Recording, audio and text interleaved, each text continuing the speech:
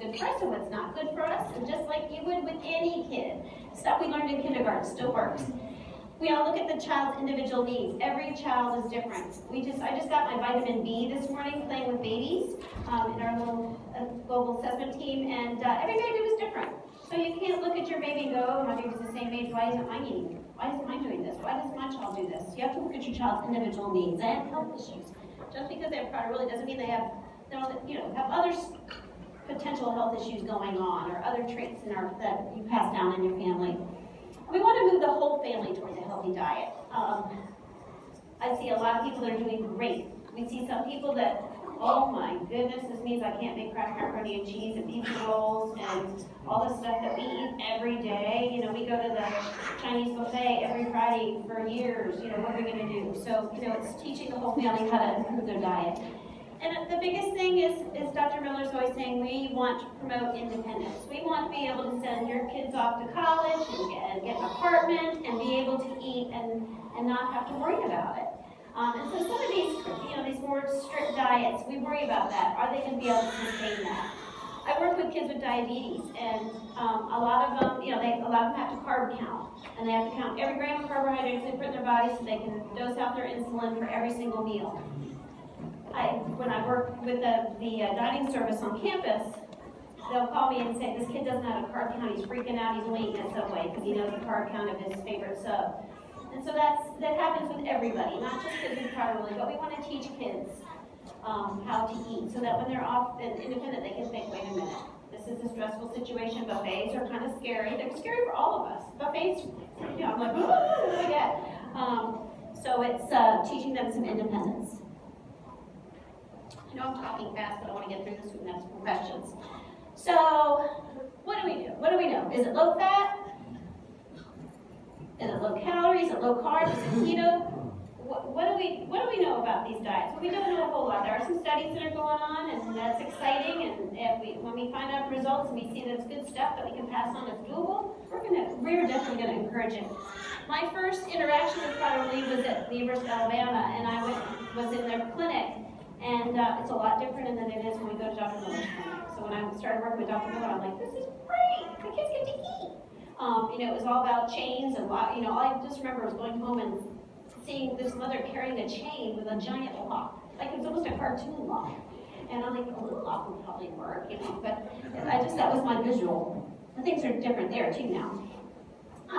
But what I know is that there's no magic diet for PWS right now. Every child is different, and we have to make sure that we know what works for your child is going to work for your child, not what the person on Facebook that's telling you what to do. I have to call on Facebook sometimes. So things that we look at in clinic, how does the kid look? Dr. Miller and I review both charts before we go in the room, and sometimes I'll go, oh my goodness, what's happened? And then I see the kid getting measured or playing, and I'm like, he looks pretty good. Or, I thought he lost weight or gained weight. There's maybe a body composition change. So we look at how does the child look. That's not how we judge everything, but are they getting calcium and fiber? Maybe a perfect diet, the growth looks good, the labs look good, but I'm like, potentially this kid's not getting any calcium. Mom's freaked out about the carbs in the milk and has stopped giving milk, and the child's 1 year old. Getting almond milk, there's not enough protein in that. So those are the things that we look at is, are they getting enough fiber? And that a lot of the low carb diets have no fiber in them. And there's a physician at UF, or a researcher at UF that's doing a lot of work with the microbiota in our guts and how it plays a role in health, in overall health. Are they getting enough fluids? And how much is the family stressing about diet? That's a big one. We got a mom, I did talk to a mom one time, and she says, well, I give 13 calories of carrots and 20 calories of this, and I was like, whoa, my goodness, do you ever go to the bathroom and make yourself a cup of coffee? Because you're counting every single thing, and it's so stressed, that was very stressful for me to hear. I felt my blood pressure going up, because I'm like, I don't even know how to handle that. I don't know how to calculate that. So here's one of our cutie patooties that's here. We just delivered a baby. And she came to, this was about a year ago, and she came to a clinic, and mom was counting every calorie. Mom was trying to be restrictive, and we said, let's loosen up a little bit. Let's think about what a child needs. And let's show you the transformation. She got some lean tissue, and this is over here on the right is a long, lean girl, and she's not going crazy with counting stuff. Aww. She's eating food. Isn't that nice to be able to Yes. eat food? So not, the ones that I see that it encourages me when I have a mom that goes, oh yeah, we don't stress about it, they just eat what we eat. I'm like, well, what do you eat? And they're eating hopefully. So it's encouraging that it can be done, and that's what we want is normalcy and independence. She's pretty cute. She's still cute. She's out there somewhere. All right. So briefly, go over the nutrition phases. Most of you guys know these. Phase 1A, no desire to eat as infants, often with failure to thrive, lasts anywhere from 3 to 12 months. Not every baby kind of goes through this, but it's often part of the diagnosis. Phase 1B, normal growth. Enjoy your kid, teach them how to eat, let them get messy, take lots of pictures of sweet potatoes on their face. That's the fun time. You don't want to stress out about every morsel that goes in their mouth during this time because that's just a fun time. Phase 2A, weight begins to increase without a change in appetite, so you kind of all of a sudden will notice the little where the girls get the roundness. So we notice that a little bit of butt fat. So that's phase 2A. And then phase 2B, increasing interest in food, 5 to 8 years. And then phase 3, a change in appetite. And that's usually around 8 years. So when we have mom calling and saying 2 years, oh my gosh, she just wants to eat everything out of everybody's plates. Normal toddler, if you think about your toddler, if you think about anybody's toddler, they're going to be showing interest in food. They're going to be looking at what's on somebody else's plate. So a lot of the stuff that food behaviors that children exhibit, normal stuff that babies do. And we all look at each other, normal. It's frustrating, but people get freaked out about the appetite at infancy, and think, well, we want to eat. And that's what's so frustrating about this disorder is it goes from not wanting to eat to, and where does that transition take place? And I know that must be very scary. So hopefully, healthy diet can delay some of these phases that scare you a little bit. So in the beginning, I'm going to go through this quickly because I want to get to the fun stuff. Avoid or treat failure to thrive. A lot of adding calories to formula. It's not that your breast milk. It's not that your breast milk's bad. Just that your baby needs a little extra calories because it can't get enough in. Your breast milk's wonderful. And those of you that pump, gold stars. That's awesome. And if you can't pump, that's fine too. Babies grow on formula. Therapy, getting speech therapy, occupational therapy, all those things that help the baby eat better, get rid of the G-tubes. We don't like G-tubes. Starting something that babies need them, then we like them. Keep clarifying. They don't like G-tubes? What? It's like Dr. Miller doesn't like bananas. So everybody's like, don't give your kid bananas. Dr. Miller doesn't like, no, Dr. Miller doesn't like bananas herself. I like bananas because my name is Hannah Banana. So I wouldn't like, hey, bananas are nice, they're friendly, they're just too big. But it's all on Facebook, don't get bananas, Dr. Little doesn't like them. So starting salads, advancing food textures, teaching self-feeding, all the things that we teach every other kid. Family meals, the structure, when we eat, when we sit at the table, where we sit, where we eat. I have a pet peeve with non-properly kids, all kids, is when moms let them eat, and then they run and play, and then they go get another piece, and they run, just sit at the table, teaching that. And teaching your tummy's full, your tummy's this big, don't you think it's full? Teaching all those kind of mindful eating things that are important, even if they don't get it. Ellen Satter is a great resource for just feeding kind of things and feeding behaviors. I've always liked her. I've been to several of her workshops. Childhood to adulthood, more family meals and structure, schools, teaching food safety, that's raw. We don't eat raw meat. We don't eat things that are undercooked. We don't eat things out of garbage because you could get really sick from that. Not, oh my God, you're eating out of garbage, it's bad, it's part of really. All kids eat out of garbage. My nephews all ate dog food and cat food and all those things. So they're not proud of really, and they're super smart. My one nephew just said 30 under 30 in Forbes magazine this week. I'm very excited. He's 29, did a website. I'm very excited. He ate dog food. And he was also super chubby as a child. And now he's like Mr. GQ. We were all worried about wearing husky jeans at Sears, and we're like, oh, Jack has husky jeans. I'm like, oh, no more husky jeans for him. So what's the best diet? What works for your child and your family? We can say, go home and put your child on this diet, if you can't do it, and it's not feasible and you have the resources to do it, that's not going to work. So we got to work with what works with your family. It's got to be a sustainable way of eating. It's got to be something you can stick with. We can put anybody on a diet and lose weight. But people that go on diets, what happens? They go off and on. So, Thanksgiving, yeah, I kind of got off track. So, we go off of them. So learning to deal with those little hills and valleys in life. But promoting independence, that's our big focus. So let's go back to a little bit about nutrition. So what's the deal with carbs? Everybody's free. How many of you have been told carbs are bad? Okay, I'm gonna show hands. Yeah, carbs are bad. I hear it all the time. Our doctors that I work with say no white stuff. I'm like, really? Don't tell them that. Not Dr. Miller, but our other doctors that work with our diabetes patients. So foods are made up of carbohydrates, proteins, and fats. Carbohydrates and proteins have 4 calories in a gram. Fats have 9 calories in a gram, so they're a very concentrated source of fat. That's why we add fat to formula sometimes. We want to boost up the calories a little bit.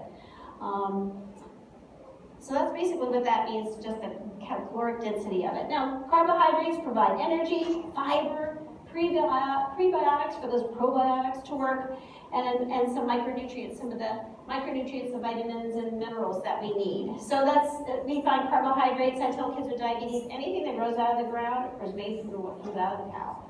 So plants, fruit, starchy things, and then milk, yogurt, ice cream, those kinds of things. They're not just white food, so there's a lot of good things. There's cauliflower is white, and that's not bad, right? We all know that cauliflower, mashed potatoes, or pizza are good.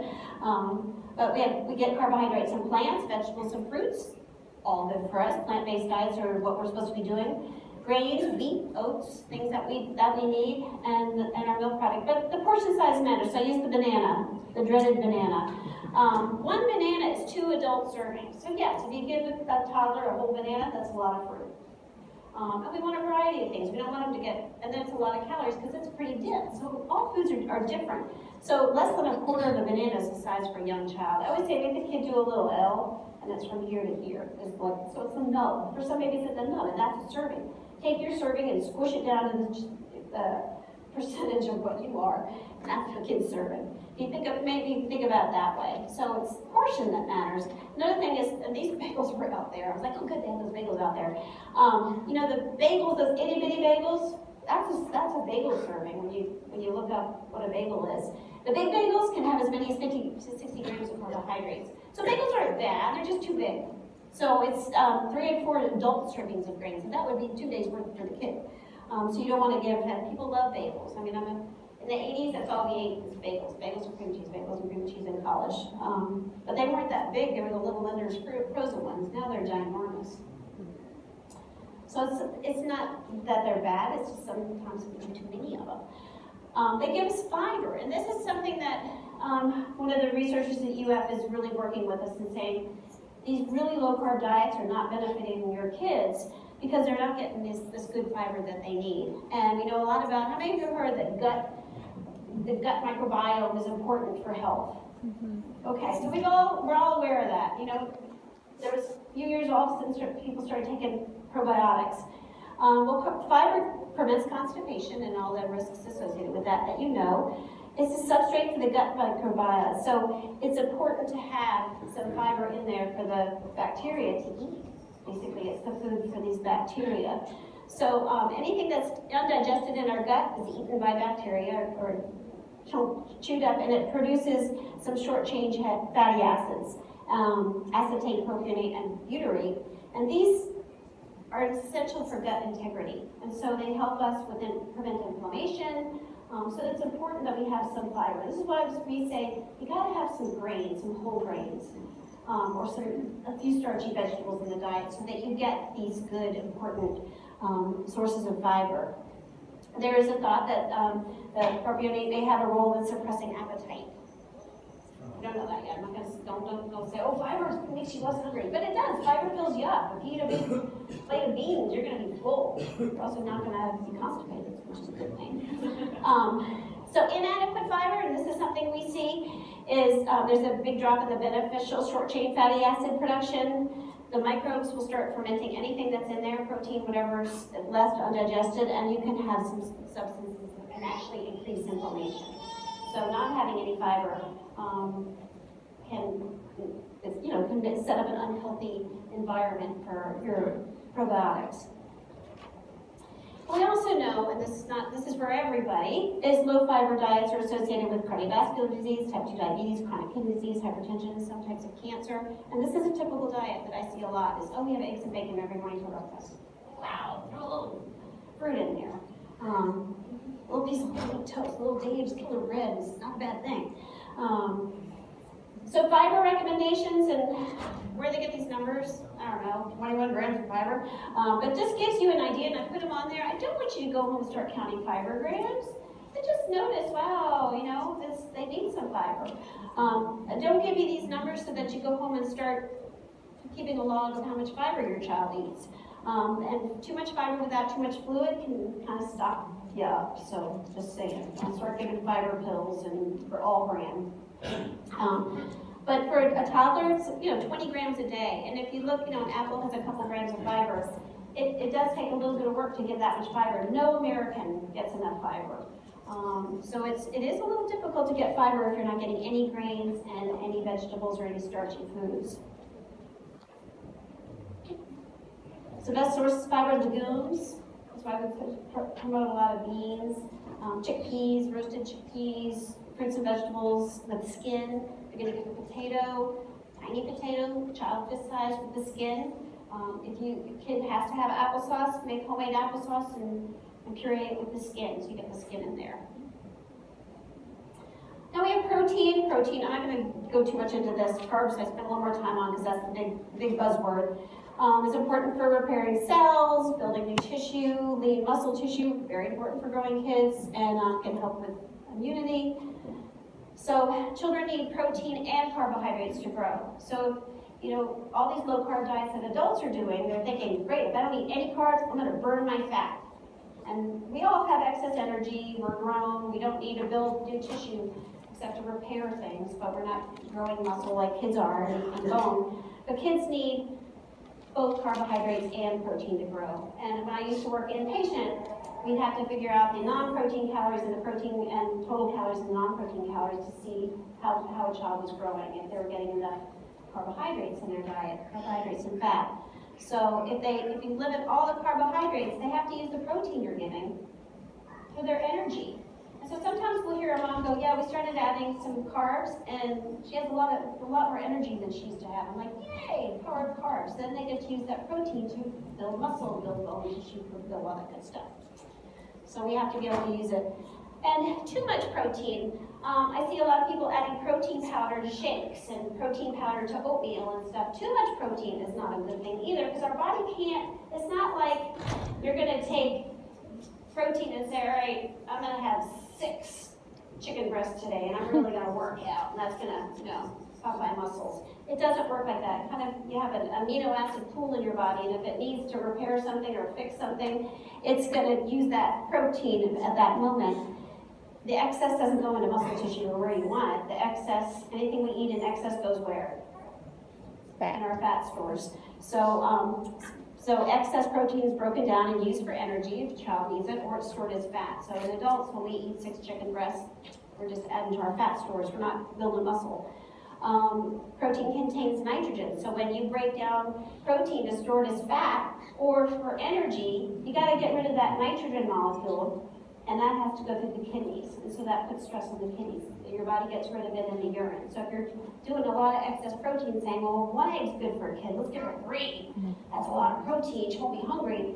That's potentially a little bit too much protein for a kid. And I deliberately didn't give you protein amounts and stuff because that gets a little area that's a little scary. If you're feeding a healthy, normal diet for a toddler for the age, they're going to get enough protein without getting too much. Because it varies. As kids grow, they need more or less protein. And then fat, we all like fat because it makes food taste good.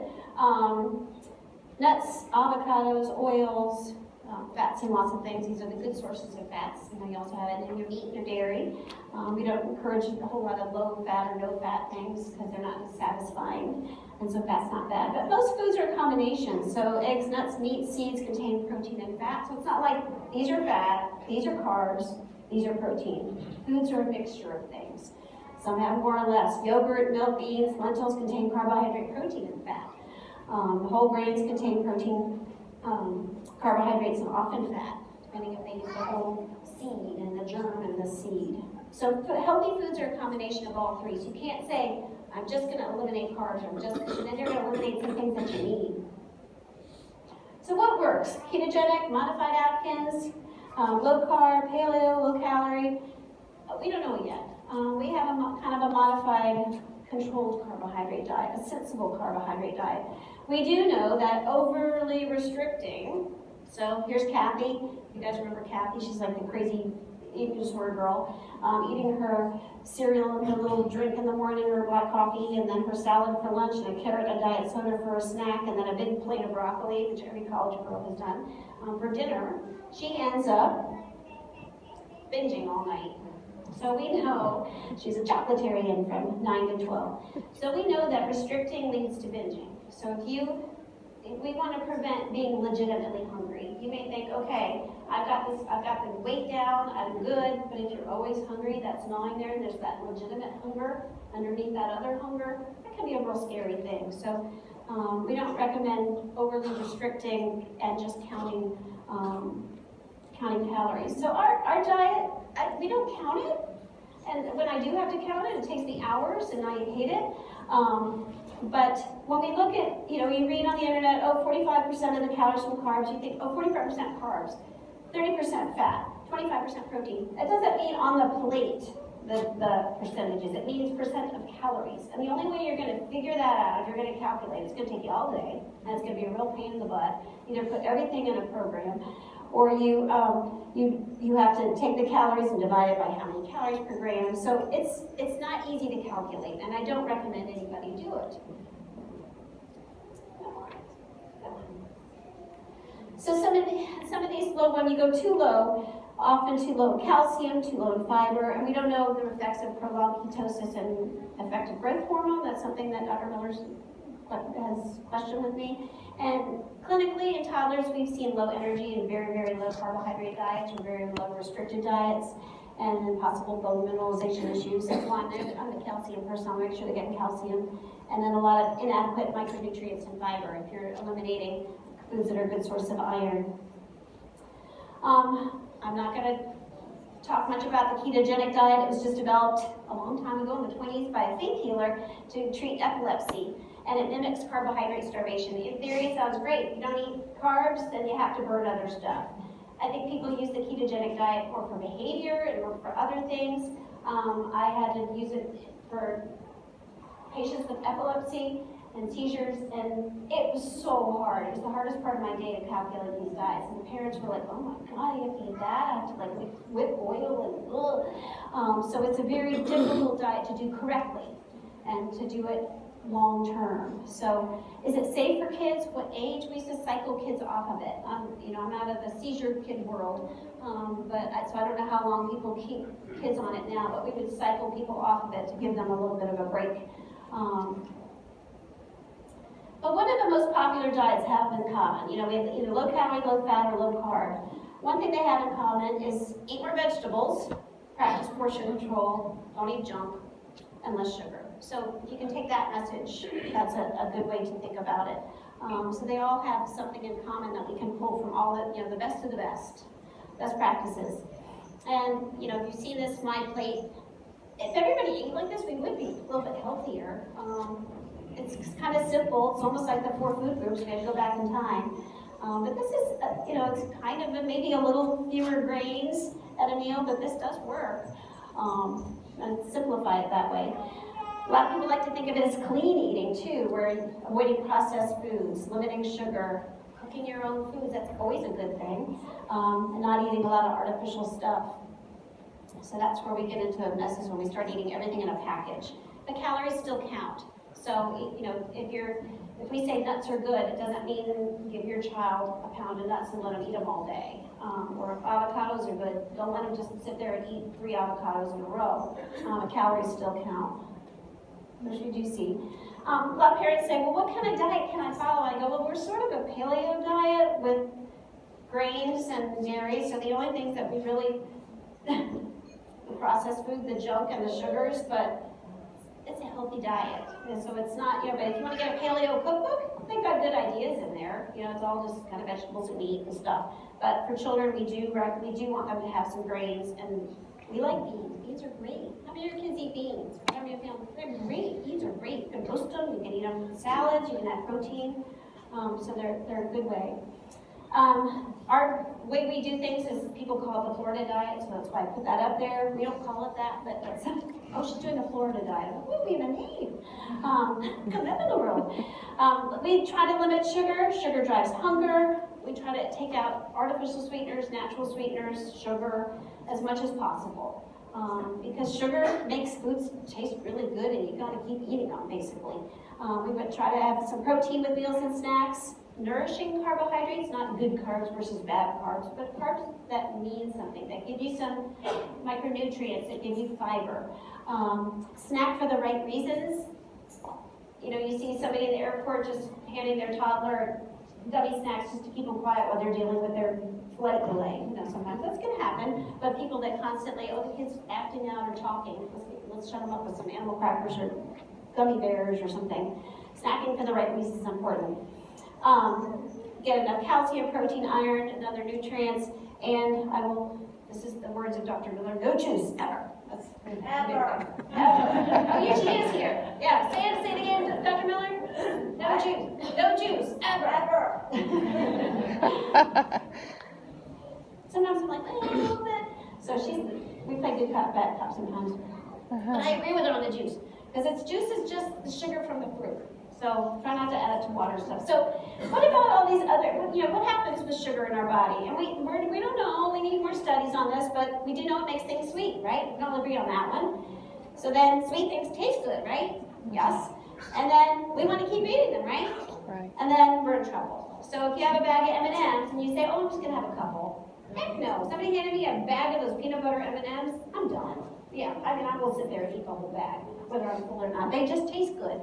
So we've tried to eliminate that obstacle for people and say, just don't offer that stuff and don't introduce that stuff, because that will make it a little bit easier. The same, we think, may go for these artificial sweeteners, Splenda, soda, sweet and low, equal, and then the sugar alcohols that are in everything. There's a thought that it may trigger an insulin response in the brain, and we're thinking that maybe these kids are very sensitive to insulin, may have a drop in blood sugar, may make somebody more hungry. And then if you drink Kool-Aid that's sugar-free, or drinks that have sugar-free sweetener in them, that becomes what you want to drink. You hand water, you're like, ugh, I don't want water, because you want something with flavor.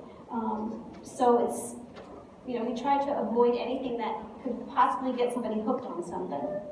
You hear people, I'm addicted to Diet Coke. Probably are, because you really want it, But then there's these other natural ones. So we'll get through a whole thing, and we'll have a grandparent go, well, what about honey? We just went through the whole list. So they're all still sugar. Sugar, honey, agave, nectar, date sugar, fruit juice concentrate, maple syrup, molasses, stevia, all still sugar. Where does sugar come from? Sugar cane. It's a plant. So that's where the plant stores their energies, in the leaf. So when we eat the leaf of anything, whether it's a stevia plant, which I made the mistake of biting one off at a nursery, and then I thought, oh God, it probably had pesticides on it. I was like, I had to go get something to wash it down with. It was so bitter. So what does this plant taste like? But it's in a lot of things right now. This is the Truvia, Stir, Gavita. I just went to a national dietetic meeting, and it was every table was a sweetener, and they're all saying how theirs is more like natural stuff, but so is sugar. Sugar is natural. Molasses is natural. Honey's natural, but it can still have the same effect in our brain. And monk fruit is the one over here, and that one, people may have allergies to it. I read a study on that, so I don't know. But thirst, it's hard because the kids that we work with they don't want to drink water. Maybe you struggle to get water in your child. That's a common one. They don't like water. They don't like water. There's a kind of weird thing going on with the thirst sensors that Dr. Miller can explain way better than I will. Water's best, but it's not popular. So fruit infusions, cinnamon sticks, mint, cucumber, make them a mojito without the rum, without the sugar. Call it a fun name. I had a mom that I work with that doesn't have product release. She goes, our kids drink city punch. And I was like, really? What is that? She goes, tap water with a slice of lemon in it. I'm like, okay, that's good. She goes, puts an umbrella in it, and they have city punch every night. And I was like, you're so cute. Oh, wow. But I gave you a list of unsweetened things. If you didn't get one, I'll be happy to email you one. Herbal teas or unsweetened teas, this is what I drink. I have a big water bottle, and I stick a watermelon, lime, celestial seasonings tea bag in there, and it makes it smell like a Jolly Rancher. It's delicious. So those are things that you can do. Also, to stay hydrated, especially in the winter when people don't get as thirsty, soup and stews with a little extra liquid, a little extra broth. Some kids like to drink broth, so they like something with flavor. Give them some broth. Smoothies made with ice, a lot of ice, a little almond milk, and one of their servings of fruit. Fruits and vegetables contain fluids, and fiber, so that's why we don't want you to eliminate all those good fruits and vegetables. Milk and almond milk help provide fluids. So, and they also give calcium and vitamin D. Just a little thing is, almond milk's all over the social media is kids with probably need to drink almond milk or nut milk. It doesn't have enough protein for a growing child. So wait till, at least 2 years old before you consider almond milk, or whenever your doctor determines that you're getting enough protein from other foods. So, we do put a lot of kids on almond milk because I would rather your kids eat calories than drink calories. Right. So if they, you get food that way. So. But not until they're ready for it. So I did give you this. It's probably going to change, but this is just to give you an idea of how much calcium, because people are like, well, how much calcium does a kid need? So I gave you the latest recommendations. It's not set in stone. We do know an upper limit, so this isn't the time to start, well, if this much is good, then 20 times is better, because too much calcium can cause problems. There is an upper limit. But you can, if you look at a label, it'll have, the labels are all changing, so they're going to be different. But right now, they all have to have vitamin A, vitamin C, calcium, and iron on them. And so this is a yogurt, an unsweetened plain yogurt. It says 15% of calcium. 15% of whose calcium? Well, it's based on 1,000 milligrams, so that makes it easy for us. Not all the percentages do. So if you look at a yogurt, if you look at a yogurt label. If you look at a yogurt label and you see it's 15, add a 0, and it tells you it has 150 milligrams if they eat the whole thing. Pretty easy, right? So it's based on 1,000 milligrams. That was lucky for us. So that's an easy way to tell. A little 8-ounce cup of almond milk usually has about 450 milligrams of calcium. So it's a good way to get some calcium in your child. These are some other things. These are Wonderwell. It's like little juice boxes. Making fruit infusions. There's like your little blueberry lime mojito. There's some teas. There's my favorite celestial seasonings. There's a good one, Candy Cane Lane right now. That's good. And then this is the True Lemon. This is the kind that doesn't have sweeteners. There's one that has sweeteners, and there's one that doesn't have sweeteners. This is the one you want to get. The one that does not have sweeteners. And then all these bubbly things. There's every single company's got them now. These unsweetened seltzer waters. So good ways to try. So, all right, we got the drinks. Now what do we eat? Nourishing carbohydrates, important. Fruits, vegetables, whole grains with fiber, not Wonder Bread. I know it's delicious on peanut butter. It's not a really healthy food. Beans, peas, lentils, quinoa, any kind of ancient grain, farro. Try some different ones. Some of the grains that are good, they're not gonna blow up your child or do anything horrible if you throw a few grains down on brown rice versus white rice. So you may have to make some adjustments. But then there are the not so healthy ones, the white potatoes. With the skin, maybe not so bad. White bread, pasta, white rice, use the whole grains. The ones that are colored green, they have a little spaghetti spinach juice in them. They're not that much healthier, but they make you feel like you're doing something. But you can mix like zucchini noodles and pasta together. If everybody's having spaghetti and your older kids do not want zucchini noodles, you can mix zucchini noodles and regular noodles together, and that's a nice compromise. Because all kids should eat zucchini noodles too, you know, so it's not like just one kid should be singled out. Cakes, pastries, Pop-Tarts, cookies, snack wrappers, all these things. Juice, ice cream, candy, donuts, sweet. Now, on their birthday, should they have a birthday cake? Heck yeah, that's important. So they know, oh, my birthday, I'm gonna get a cake. That's not gonna ruin 10 years of Not a whole cake.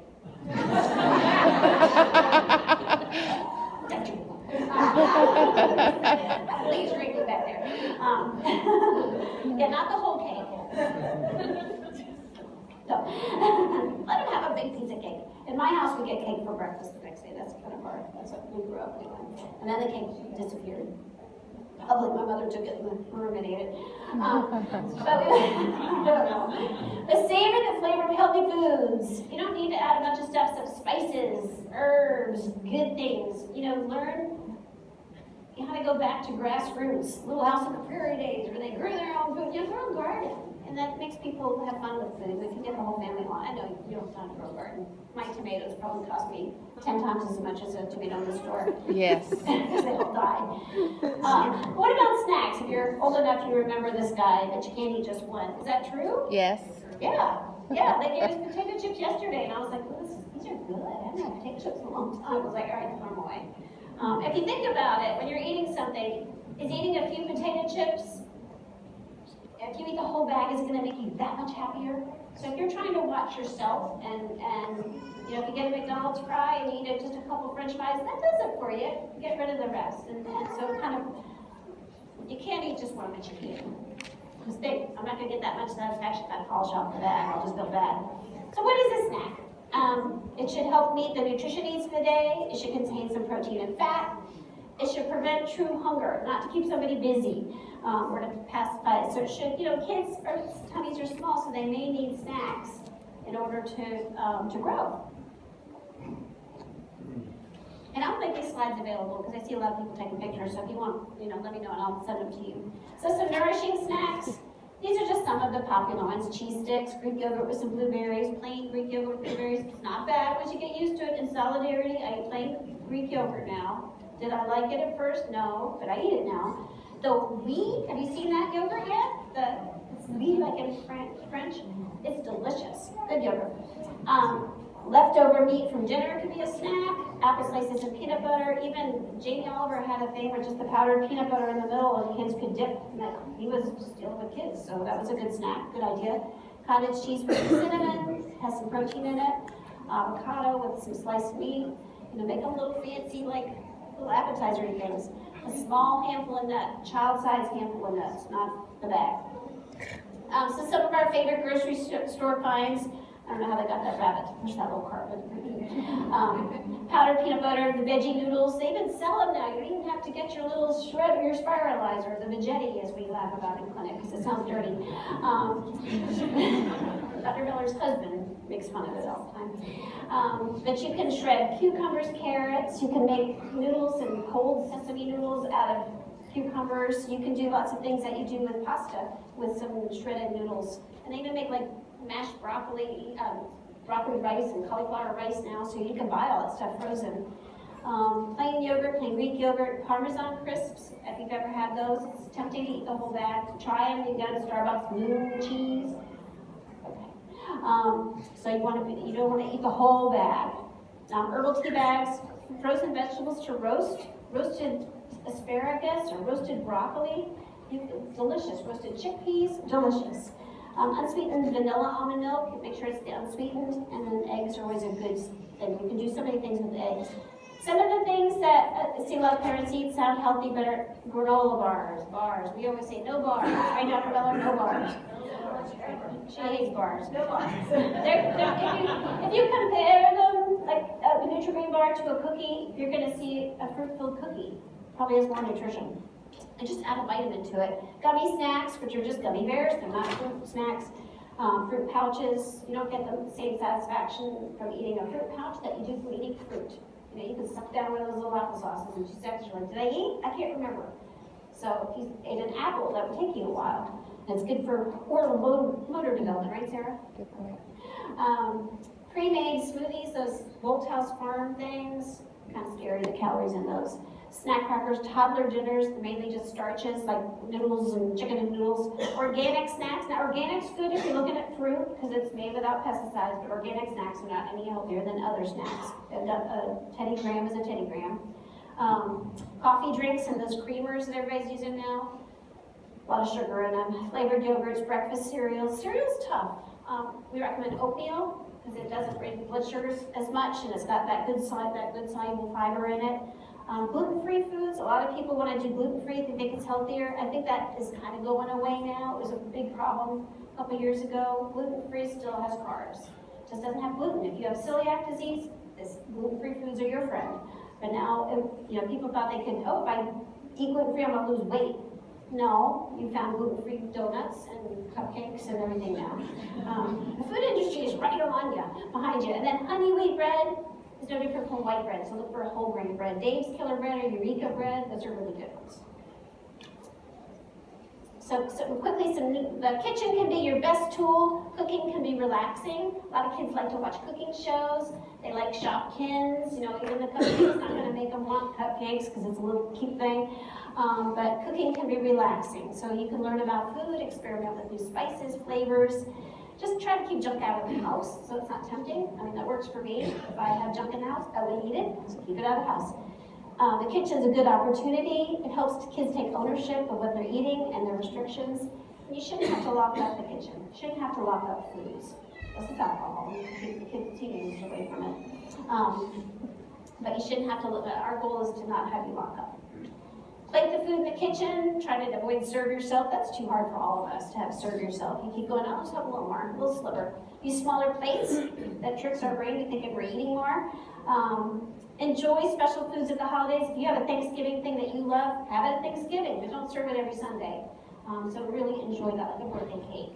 Let your child have something. You can modify it a little bit, but if you have a special holiday tradition, reward with praise, toys, activities, not food.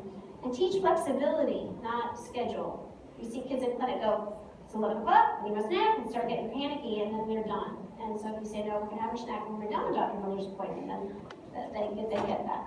But if you say 11 o'clock is snack time, plan out the menus, read food labels for sugar content for the portion size, and just remember it's an adult portion size. Farmer's market kind of gets you excited about getting vegetables, at least temporarily. Don't go down the drink cereal and snack food aisles. It's too tempting, especially if you're a stressed out mom or dad. Other caregivers, we talked about Nana, bring them to the appointment so that they can learn about nutrition. They can hear it from us, your doctor, and not have to get in a fight with them. I mean, my dad is taking care of my dog right now, and he keeps sausages in his vest. And I know, I'm gonna figure out she's gonna be stuffed with sausages. I'm like, Dad, those are Tootsie Rolls for dogs. But I'm sure she'll be eating those. Get the relatives involved in cooking. Give them assignments. Have them find some recipes. Have them buy you the spiralizer. Have them buy you a Instapot or the latest thing that can help make some of the meals you want. So get them involved because grandparents want to help. And give them ideas of what they can do with your child. Besides, every commercial right now is showing grandparents baking with kids. Well, have them cook. This is a great book, Gordy and the Magic Diet. It's made for kids with celiac disease, but now they're promoting it for all kids with food allergies, and it helps teach why your tummy's different, and it's good to read as a family. So Gordy and the Magic Diet is a great book. And eat together as much as possible. The whole family should eat a similar diet, make exercise fun. Sign up for the turkey trot. So Sarah, we're going to do the turkey trot this year. Dress up like turkeys and we're going to walk. Gets everybody excited. If you're forcing somebody to exercise and nobody else is, that's torture. So do it with it. So I think I got in with the time. So let food by medicine, medicine be life. Cool.